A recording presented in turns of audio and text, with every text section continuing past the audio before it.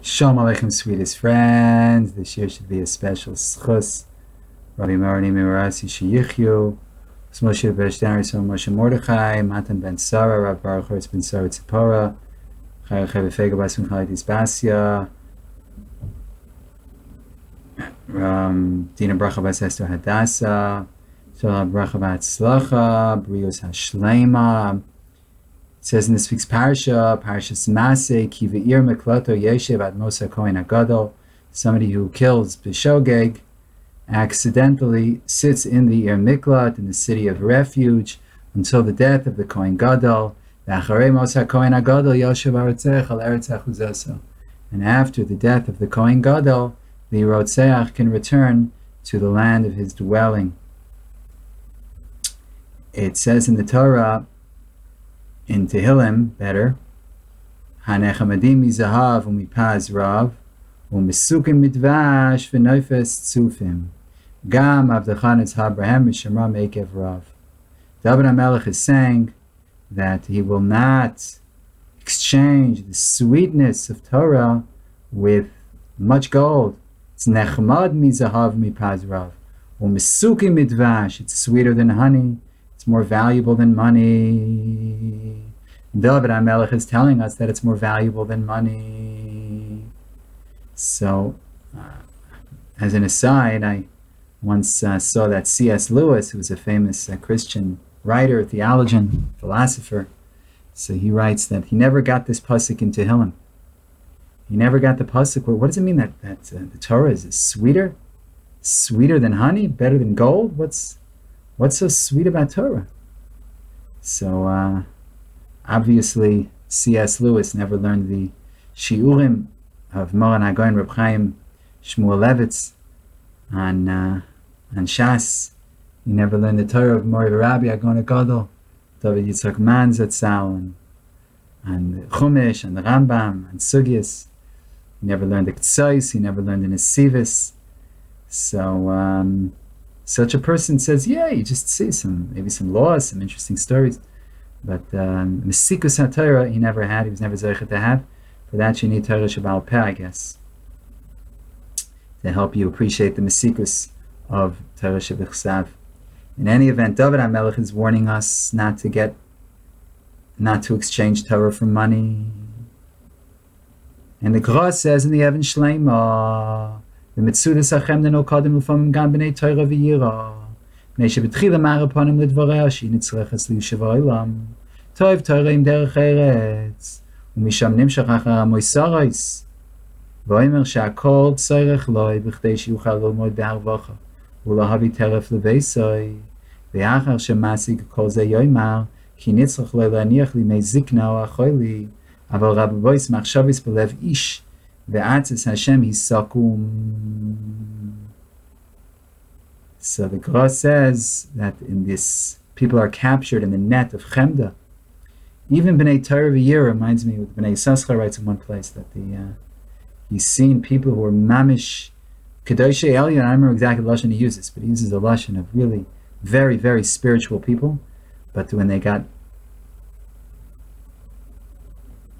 wrapped up in their Chemdas Hamamen, they ended up being over on serious Averis. So the Gra here says that sometimes you have a person who's a Ben Torah, he's a Ben Yira, and he gets into the money thing a little bit. First he says, listen, I need it, you have to live. Tov Terem Derech Eretz, B'daf Arbeiten. You have to make some money. And then he goes a little bit into the Mosaros, he gets into some luxuries, and he says, no, I need it in order to be normal, in order to be healthy. I need it. And he said, in order to learn better, it helps me learn better. And then he has all of that, and then he keeps working, he keeps making more and more money. He said, I need it for my old age. Maybe I'll get sick. And then he dies. It's a tragic comedy. It's funny that so many people fall into this net, not having noticed so many people before them falling. I like to quote the Chafetz Chaim, who says that there's people think there's a special club, Chevras Storbers, the people who die. They're in that club. I'm not in that club. I'm not in that club, so I'll just enjoy my money forever. I once was at the funeral of an extremely, extremely wealthy man. I wasn't there in person, I was there virtually. From Yid, Shem Shabbos. And this man was I'm saying, tens of millions, if not hundreds of millions of dollars. He had a gorgeous home, I'm saying. I don't know what Gan Eden looked like, but if I would imagine, it would look like this guy's house with his backyard and with the ocean and with the huge amount of property. It was so beautiful. And in the end, they just, they buried him in tachrichim and burial shrouds without pockets in the ground. And very, very small burials, but not the size of his house. It wasn't like, 30,000 square meters or something. I think that's how big Shaquille O'Neal's house is. So that's what people get caught up. People get caught up in the money thing, and they all end up in a little box. All of us. In Eretz Yisrael, they don't even put you in a box. They just put you in the ground. So that's this world, Rabbi say. That's this world. So not that a person doesn't have to make a living. A person has to make a living. But the Torah here is warning us not to get too wrapped up in all of the pleasures of life and the luxuries. The Magid Mitubno is Mamshil Chemdes HaMammon to a very rich man who burned on purpose. He burned down his mansion. So he'll get insurance money. It's an old trick. Burn it down, you get the insurance money. The problem is everybody saw, Mr. So-and-so's house is burning down. Let's go save it. Let's extinguish the fire. So he's thinking, what are they doing? What are they doing? I'm trying to get my insurance money and they're ruining it for me. So he knew that the people in the town, he wasn't living in a wealthy town, he was the wealthy guy of the town. So what he did was he started putting money on the street. So people would see a $100 bill here, a $100 bill there. You're worrying about the shreifa. I got to see the $100 over there. And then people got busy with the money. And they forgot about his palace. And it got burned. And he got what he wanted. And that's really what the Yetzer does. The Yetzer gives a person a $100 bill here, a $100 bill there. Gives a person a bar of chocolate. Gives a person a vacation here, a vacation there. And then he forgets about the Iker. So this person for the $100 bill on the street, $200-$300 he's picking up, whatever he's picking up. This guy's palace is going down. This guy's mansion, this multi-gazillion dollar mansion. You know what people do? First they buy a mansion and then they gut the whole thing and they start again. Even though it was really nice the first time around, but when a person has a few extra dollars, that's what he does. So this guy put so much money into his house, and people just wanted, to get their little reward on the side, and they didn't think about his house. And we don't think, and this is for us, you're not doing anyone else a favor, for ourselves, to know that life is short, and not to waste it on, a little pleasure here, a little pleasure there. Chas v'shalom, lose everything.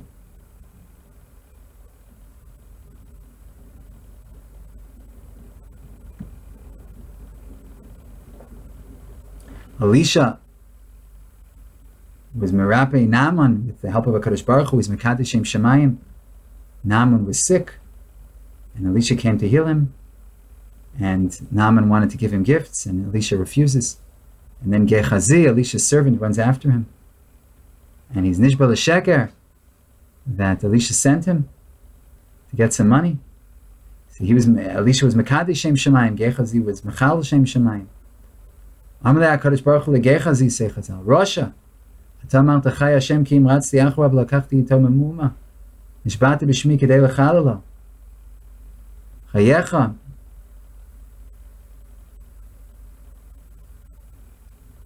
מאומה אמרת ומומו אתה נוטל. וצרס נאמן תדבק בך. Unbelievable. He had this Chemdes HaMammon, and God said to him, you're Mechal Shem Shemayim, trying to get money from Naaman.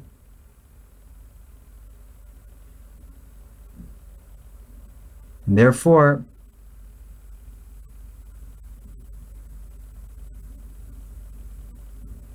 you're going to now get the tzaras of Naaman. And this is Mavhil Izbaining. Geichaz Ishay Talmud Vosik. Umishamish Oisei Talmud Beveisoi. He saw the Nisim of Elisha. It's, your person's the Rebbe of Baba Elazar Buchatzera, the Baba Sali, the Lubavitcher Rebbe, all these people, they had Nisim going on day and night in their houses. So halachas kama v'kama, the Navi Elisha, how many Nisim he had going on. And Geichaz, he saw this, and he still had Chemdes HaMammon. He was Mechal Shem Shemayim.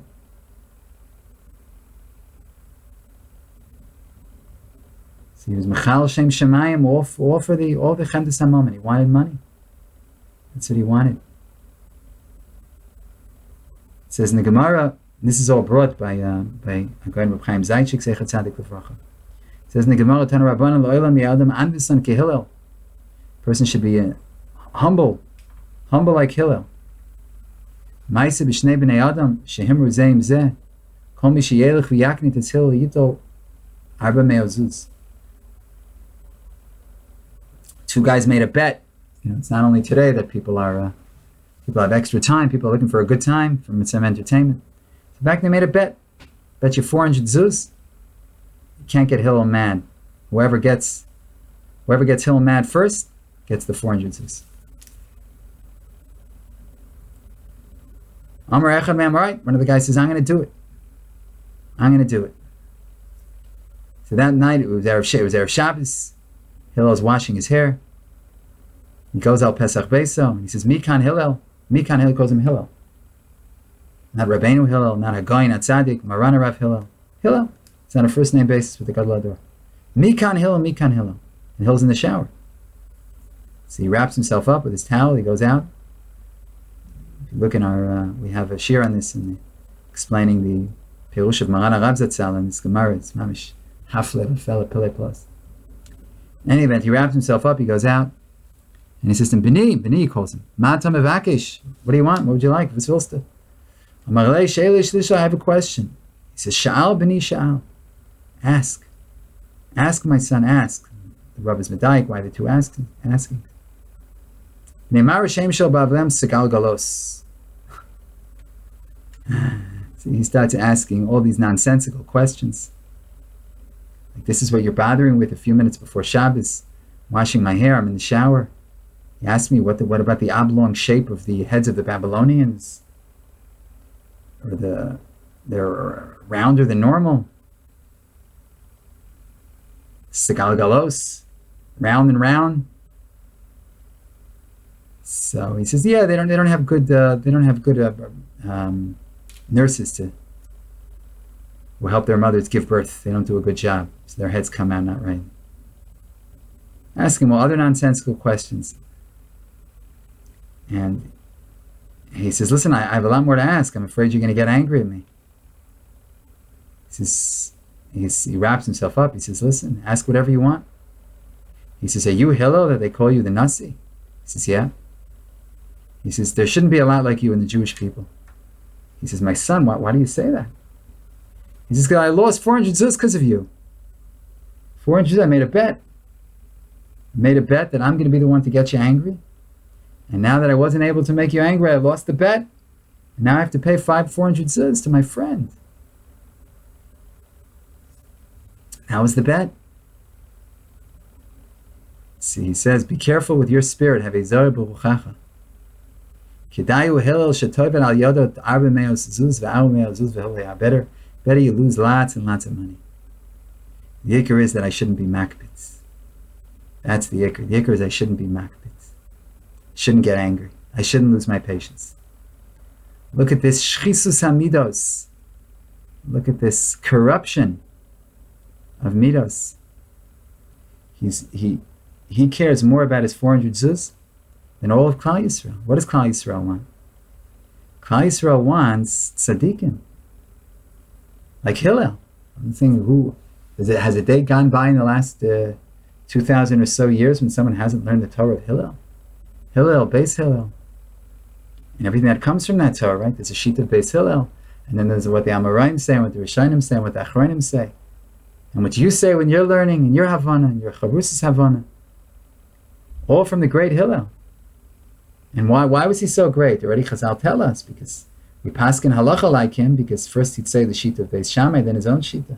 Very humble. Incredibly humble individual. And this shmendrik says that Lo yirbu kamoischa b'Yisrael. I wish there wasn't anybody like you in Klal Yisrael. Why? Because I lost a few dollars. You lost a few dollars, and you want Klal Yisrael to lose a Hillel. You know what that means? He's mamish davening. There shouldn't be a. That means that he's corrupt. This person's corrupt because he loves money. He says, I don't care about the fact that Klal Yisrael is going to have a Hillel who's such a patient man. He's just saying, wow, what patience. Instead, he has a negative attitude. He says, better there not be like you.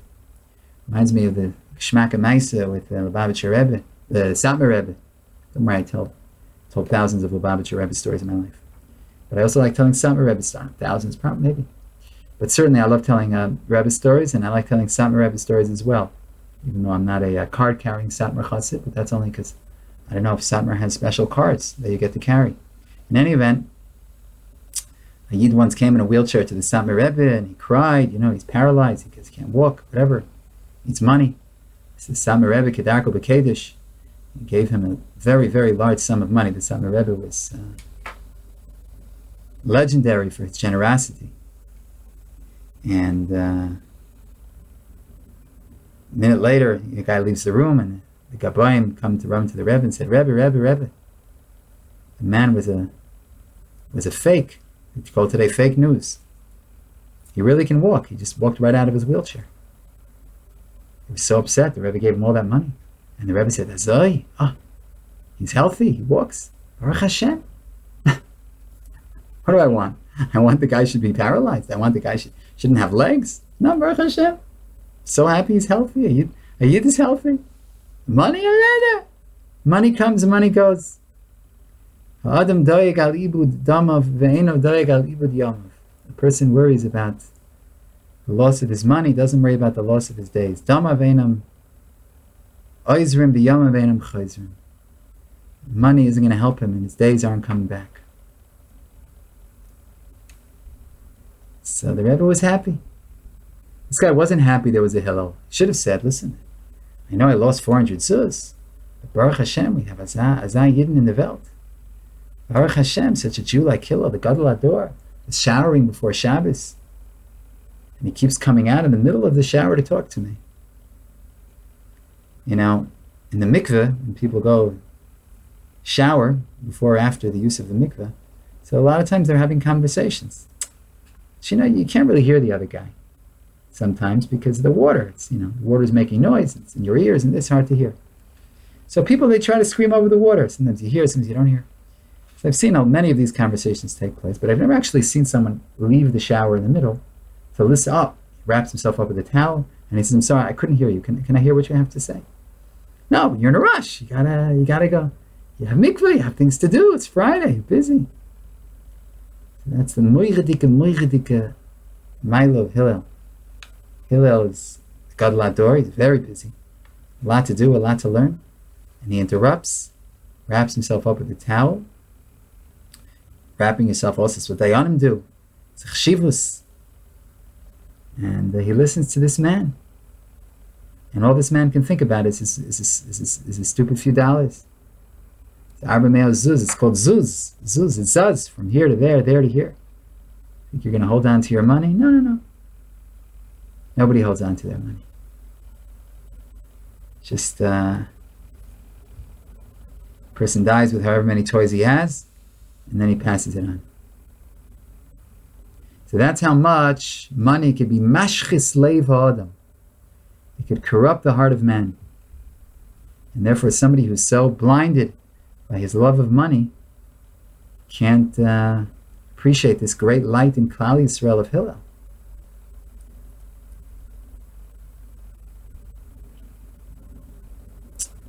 So we get to this week's parsha of the Harig B'Shoigeg, who has to go to an Ir Miklat. He kills accidentally. He goes to the city of refuge. And Shteit in Pasuk, Ketuv Pasuk, that when the Kohen Gadol dies, he leaves. So what's the best thing to do? The best thing to do is to daven that the Kohen Gadol should die. want to get out of jail. Nobody wants to be in jail. Jail is the worst place. If you ever want to know what jail is like, you should know. But there are videos online. And you see what life is like in jail. Miserable, miserable. The most depressed people are in jail. People are depressed on their way to work. As they say, that's one of the times people during the day are most depressed. But you can't compare being stuck in Midtown Manhattan, bumper to bumper, being in a jail. Jail's, I'm saying, it's Gehenna in jail. If people want to commit suicide in jail, they have to watch them not to commit suicide. Very, very depressing in jail. Very, very difficult matziv. So near miklat is a type of, it's not as bad, necessarily. Not behind bars, locked in like that in a cage. Chumana litzlan. But it's not a good matziv. You want to be back home with your family. You want to be free to go where you want. Nobody likes to be locked into any place, even if it's a nice place. Somebody likes going to Miami Beach in the winter. Go to a nice hotel. Somebody would say, all right, you're never allowed to leave this hotel for the rest of your life. The person wouldn't be so happy. It's nice, it's geschmack, but you want to be able to get out a little bit, go to shul, go around, walk around town. So you want to get out of this here miklat, but the only way to get out is if the Kohen Gadol dies. And these guys are going to daven that the Kohen Gadol should die. Now, the Kohen Gadol's mother doesn't want the Kohen Gadol to die. She loves her son. She loves her son. So what is the mother of the Kohen Gadol going to do in order that they don't daven her son should die? Her son's the bad guy. Her son is blocking the exit. He's standing there not letting him out. Only when he goes, they can go. So, was steht in Masei shel Kohanim? Sagt die Gemara in Makis, Mesapkois lahem michya v'ksus, kedei shelo yispalu al b'neihem sheyamusu. They would give, these women would give these prisoners food and clothing in order that they shouldn't daven that their sons should die.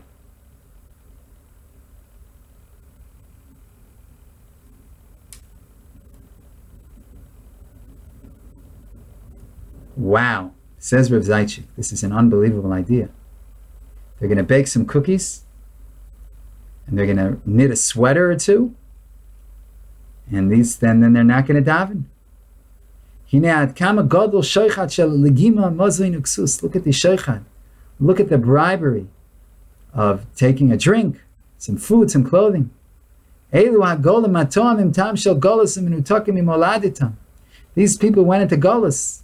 It's exile, it's terrible. They're detached from their home. It's not like today also. Today you do FaceTime, you email, you talk. Back then, no FaceTime, no email, no anything.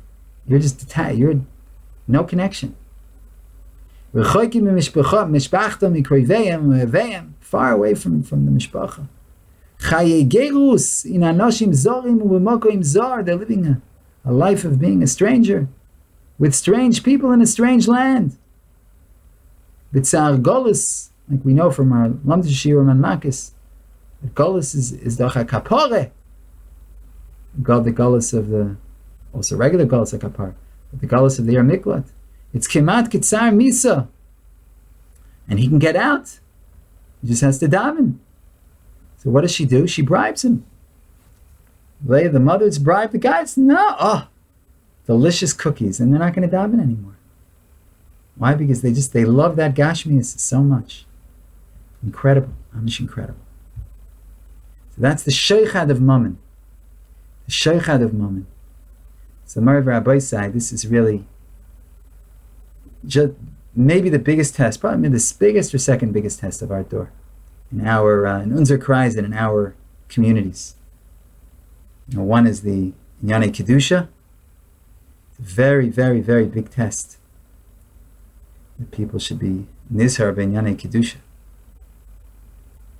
In matters of staklis, herhurim, maisim, that's already a topic for at least 150 shiurim. And the other one is chemdes hamammon. And to have the right attitude towards money. Everybody has a friend of mine who's a fundraiser, a rabbi, a fundraiser.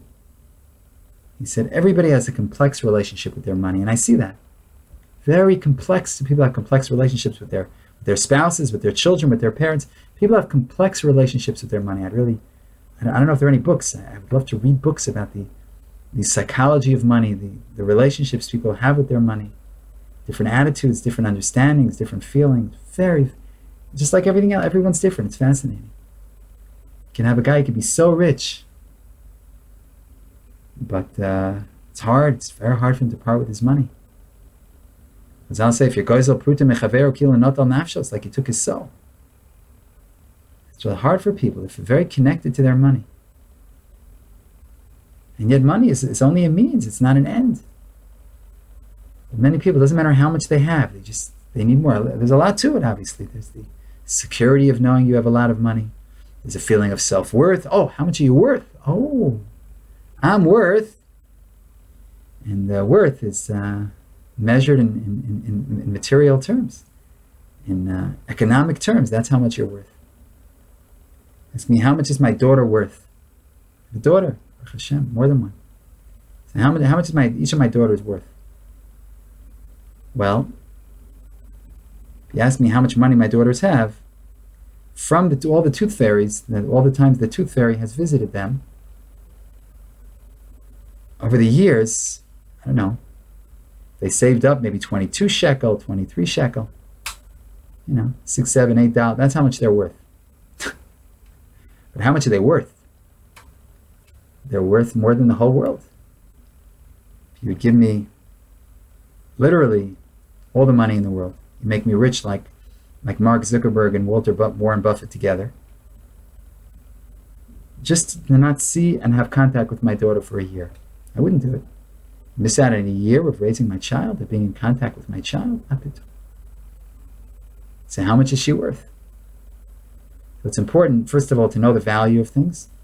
I always like to quote Oscar Wilde, who wants to find a cynic as someone who knows the price of everything and the value of nothing. So we have to know the value of different things in life that are really important. Torah is sweeter than honey, more valuable than gold. Greater is Torah than so much money. There's a beautiful Masei with Goynat Tzaddik, Rav Yitzchak Goldstein. Nobody ever heard of Rav Yitzchak Goldstein, but Yitzchak Goldstein is one of the biggest Marbitzei Torah in Eretz Yisrael in our door. Yitzchak Goldstein was a man who knew Kol HaTorah Kula. Kol HaTorah Kula. Biyun. And he used to work with 3 different organizations. He worked with Art Scroll. He was the head editor of the Hebrew Art Scroll. If you open up a Hebrew Art Scroll Gemara, you'll probably see the name of Yitzchak Goldstein. And you open up the Talmudic Encyclopedia. Rav Yitzchak Goldstein was one of the writers for the encyclopedia because he was a walking encyclopedia.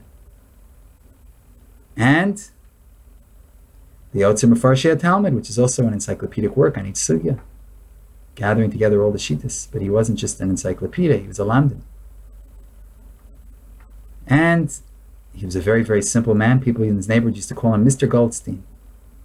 They didn't know that the man he's one of the Gedolei Ador. When he died, Shlomo Fisher, who was not a man who gave out compliments easily, and he wasn't impressed easily by people, Goyin Agadol, Shlomo Fisher, Zechet Tzadik Lefracha, he said he could have been one of the Manhigei Ador. Or he could be the Manhig Ador, I remember its exact lashon. But there's a sefer out of his spade, and people said about him, Sikeilu Aflakas. And he looked, somebody said, what does he look like? He looks like the mailman. Very pashut, old glasses, made nothing of himself, nothing. So people in the neighborhood, they'd call him Mr. Goldstein, and they would ask him questions everywhere. I'm in the Tosis now in Yavamis. And of course, right away, he had it all cheshbon that in his head, and he explained. And they kept calling, even though he answered them everywhere in Kol HaTorah Kula, they still kept calling him Mr. Pashut. And he was nifter in his mid-60s. He had cancer for about 15 years, from about the age of 50. He was walking around with cancer, and he learned mamish, mesirus nefesh. Somebody once tried to talk to him in politics, and he said, I don't want to leave one brain cell That's not for Torah. So one day he comes to his chavrusa. He learned chavrusa with Hagain, Hagadol Rav Aryeh Oizer. He's a legend in his own right. Also a very special Jew. Rosh Yeshivas Itri. They learned together in Itri. Itri is the Israeli Torah Research Institute, started by Hagain Mordechai Elefant Zech Tzadik Livracha. And now Rav Oizer is the Rosh Yeshiva. So they learned together, the two of them. Second Seder. And one day Rav Goldstein, or Mr. Goldstein, told Rav Oizer that he has an offer from Art School. This is when Art School was starting the Hebrew Gemaras. They started to translate the English Gemaras into Hebrew. And they said, they made me such an offer of such an amount of money that I'm never going to have to worry about money again. Be able to marry off all my children with apartments. Saying they were offering either 6 or 7 figures, but heavy, if not 7 figures, then heavy duty 6 figures. And also it's a big project, right? You have the whole Shas to do. So you have Masei, just keep getting paid as you're going every month. You offer him incredible sum of money. It's Art Scroll. Art Scrolls, they know how to raise money and they deserve it. Art Scroll changed the world. So the CEO came to Israel. I think it was the CEO. He came to Israel special for one day just to meet with this Rav Goldstein, to make him this offer. Tell him they heard this guy's, they saw how talented he was.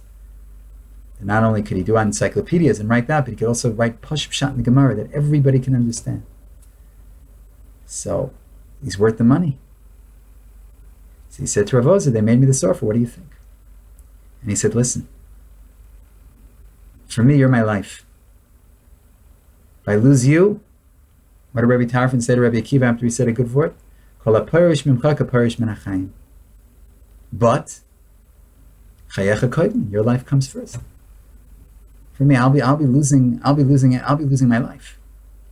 If 2 people are in the desert and you only have 1 jug of water, the guy who owns the jug of water, he gets to drink it. Chayecha kodim. So your life comes first. You have to take it. So Goldstein said, I turned him down. He says, because if I would take the job, I wouldn't be able to learn this Seder with you. And this is my Torah Lishma. Because when he made him the offer was to completely devote himself to the project. So he wouldn't have time for this chavrusa. And he said to miss out on this chavrusa Torah Lishma, not getting paid anything, just learning. This Geshmak Torah. One of the people who wrote about him after he was nifter said he used to see them. Sometimes they were sitting over a rashba with a big smiles on their faces. Those 2 guys, Gaonei Olam. What's so funny in I've learned a lot of rashba in my life. I've never seen any jokes in the rashba. What's funny? No, they had a pshat. Oh, is this beautiful? So he said, I'm not giving it up. I'm not giving up this chavrusa. So he was mevater and all that money. Because he understood, somebody else could do it. Don't worry, there are other people who could be very happy to take the job and to take the salary. And they would also do a good job. Baruch Hashem, Klal Yisrael has a lot of incredibly knowledgeable, incredibly talented individuals. Klal Yisrael was chock full of them. So he turned it down. So that's a dugma, one of many. He could give many of people who were just completely mevater and chemdes mammon. And all they had in their world was Torah by this Hashem. And it's dangerous, because once you get into it, it's never ending. Recently someone sent me something from LinkedIn of a non-Jew who was working for Microsoft, and he said, I'm retiring after 25 years because I just want to devote myself to my family, doing the things I enjoy, to woodworking, taking hikes, whatever the guy likes to do. And then maybe after some time, I'll devote myself to climate change. So he gave a mashal there that I liked. He said his father told him that if you have a mountain, and the mountain is filled with food, and somebody comes to the mountain, he can take as much food as he wants, he's going to eat and then he's going to go. So what is he going to do? Saying, say the mountain is far away from where he lives. By the time he gets home, the food's going to spoil. Whatever he has there, he'll eat, and that's it, he'll go. All you need when you eat is to fill your stomach. You don't have to eat all the food in the mountain. But if there was money in the mountain, it would never end. It would just keep keep getting more and more and more and more and more, just piling it up. Because money is just never ending. It's never enough for people. That's why you see people. They have 200 million. I like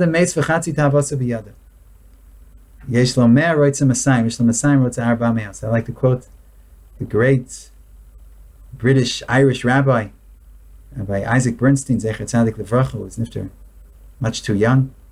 He's the rabbi in my neighborhood in the Jewish Center in Manhattan for, I think it was 1977 to 1981 when I was a little boy.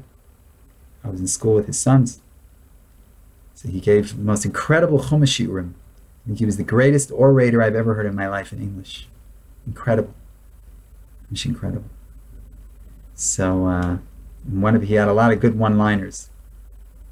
So one of his vorts that sticks out of my mind is that he quoted this Chazal, Ein adam meis v'chatzi tavasu biyado. You don't die with half of what you want. If you have 200, you want 400. If you want 400, 100, you want 200. If you have 200, you want 400. So he asked, but then you are meisim chatzi tavas. It says you don't die with half of what you want. You do. If you have 100, you want 200. So you have half of what you want. No. Because if you want 200 and you only have 100, your 100 isn't even worth 100. So you can't say you have half of what you want. It's not worth anything for you. You want the 200. That's your 100 worth. And that's the story of man. So Marav Rabbi, we should take the lesson from this week's parasha. We should be mischazik in our chemdas HaTorah, in our chemdas Hashem, chemdas HaMitzvahs, chemdas of Eretz Chem, of Eretz Yisrael, and not to be caught up in that net, in that never-ending abyss of Abbas HaMammon, chemdas HaMammon. State in Yerushalmi that the reason the Beis HaMikdash was destroyed, Yerushalmi, she'oivim es HaMammon v'sainim zeh, because of Abbas HaMammon. And Abbas HaMammon leads to sinah, because then everything's a competition. So Mirz Hashem, now's the time. Started with Chodesh Av. We want to rebuild. The way we rebuild is to develop a proper relationship with money.